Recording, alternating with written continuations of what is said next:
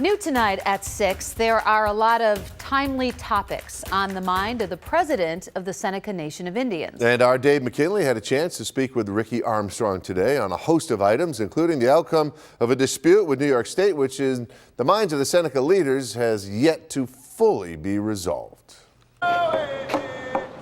After a ceremony to commemorate the signing of the Buffalo Creek Treaty, Armstrong tackled a host of topics, including that crumbling stretch of thruway that slices the Cattaraugus Reservation, about which the Thruway Authority remains mum as to why it's in such disrepair and when it might be fixed.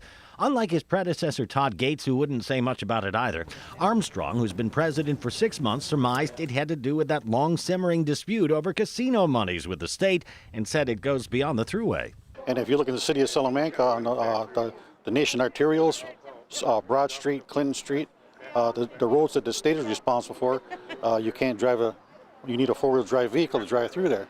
So I think it's a little more than coincidence. On the casino dispute, after an arbitration panel recently ruled in favor of the state and determined the Seneca owe New York about $250 million, the nation exercised an option to appeal to the U.S. Department of the Interior, which is yet to make a determination. We have not heard one yet. Well, if they tell you the arbitrator was right, the arbitration panel was right, pay the money, is that what you do? It'll be up to council. Meanwhile, New York is still deciding whether to approve sports betting at its casinos, but he says they won't jump the gun to allow it in theirs until the state decides. Once that's settled, we're ready to embrace it. How long are you willing to wait? As long as it takes. Another topic for you.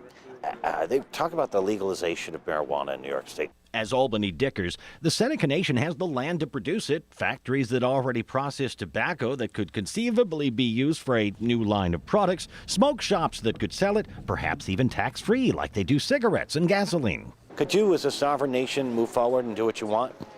I would say so, but I don't think we would. I'm pretty sure council would want to wait until it was approved. If any kind of product, you had to be able to cross state lines and you had to be able to distribute it. So, it wouldn't behoove us just to produce it where we can't sell it. Following our talk, we learned that the Department of Interior has 45 days to rule on the Seneca's petition regarding its arbitration loss to New York State. Well, it's been 1 month since they made that appeal, so there's still 2 weeks to go. But we also learned today that if the feds do nothing, which is a distinct possibility, then the arbitration panel's decision would automatically be considered final. Dave Mckinley, Channel 2 News.